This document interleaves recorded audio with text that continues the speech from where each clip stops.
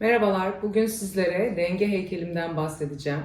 Her sanatçının heykel yapım süreci farklı oluyor. Esinlendikleri duyguları da farklı oluyor. Her zaman size bahsederim. Birçok zaman doğadan esinleniyorum. Ve açıkçası yaşam sürecindeki duygularım beni hep heykel yapmaya itiyor. Bir şeyler ifade etme isteği. Bu denge heykeli de bu şekilde ortaya çıktı. Hayatımızdaki dengenin ne kadar ve ne kadar önemli olduğunu farkındalığını vurgulamak için bu heykeli yaptım. Genelde heykellerimde kadın figürleri üzerinden kendimi daha rahat ifade edebildiğimi düşünüyorum. Denge olarak düşündüğümüzde doğadaki denge taşlarını ilk önce gözünüzün önüne getirebilirsiniz. Seneler öncesinde yaptığım bu şekilde bir takım çalışmalar vardı. Bu taşlar nehirlerde biliyorsunuz bu şekilde denge taşları vardır. Ve denge heykelini yaparken açıkçası birazcık da balerinleri düşündüm. Bu heykelde size göstereceğim şimdilik. Ve sonra da altındaki taşla, üstündeki kuşağıyla ve kulağındaki küpeyle bu heykelde neleri ifade etmek istediğimi anlatacağım sizlere. Bu denge taşları, şurada gördüğünüz 3 tane denge taşı zaten kendi kendine üst üste durması zor taşlar. Dolayısıyla buradaki taşlarla esasında hayatımızı betimlemeye ve anlatmaya çalıştım. Tam ucunda duran ve parmak ucunda duran bir balerin bu hayata karşı dimdik ve güçlü bir duruş sergiliyor. Burada gelen kuşaktaki bu S formu ve yine her zamanki gibi heykellerimdeki rüzgar formu da hayatımızda karşılaştığımız güçlüklere rağmen, zorluklara rağmen hayatta dengede durabilmemizi ifade ediyor. Şöyle size heykeli tekrardan göstereyim. Şöyle. Öncelikle bu heykelin size yapım aşamasından birazcık bahsetmek istiyorum. Teknik bilgilerden bahsetmek istiyorum. Bu heykelimizi normal her zaman yaptığımız gibi demir bir konstrüksiyonun üstüne küçük teller sararak başladık. İlk önce formunu verdik ve ondan sonra da plasterinle çalıştım bu heykelde de. Plasterinle malzememizi yığmaya başladık. Bu heykelin yapımı yaklaşık 1-1,5 ay civarında sürdü. Tamamen bitmiş olması. Çünkü bu süreçte başka heykeller de yapıyordum. Birazcık eş zamanlı devam ettim. Bu heykel 2 ayrı parçadan kalıp alındı. Kuşak kısmı farklı çalıştım. Kadın ve taşları farklı çalıştım. Konstrüksiyon olarak da sonrasında bunların hepsini birleştirdim. Birbirinin uyumuna baktım. Dökümü de farklı yapıldı ve sonrasında da kaynakla kadının bacağına, ellerine bu uçan kuşağı kaynak olarak yaptık. Bu kadının saçları neden toplu diye birkaç defa sergide soru gelmişti. Genelde çünkü beni takip eden sanatseverler ve koleksiyonerlerin biliyor ki kadınların saçları açık ve uçuşuyor. Burada açıkçası birazcık daha bahsettiğim gibi balerinlerden etkilenmiştim. Balerinler de genelde saçlarını topuz yapıyorlar. Çok daha rahat hareket edebilmek açısından.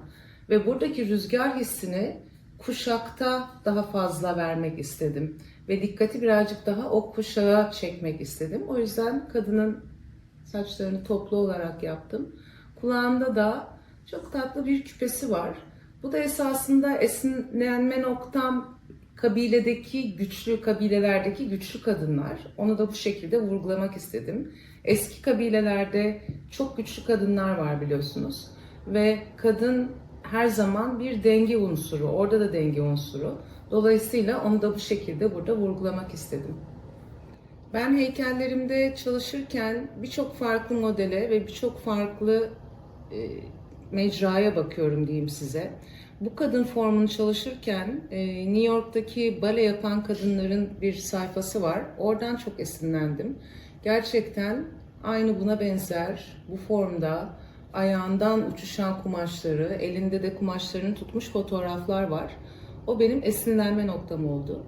Heykellerimde her zaman şunu söylerler, heykellerinizin yüzü gülümsüyor.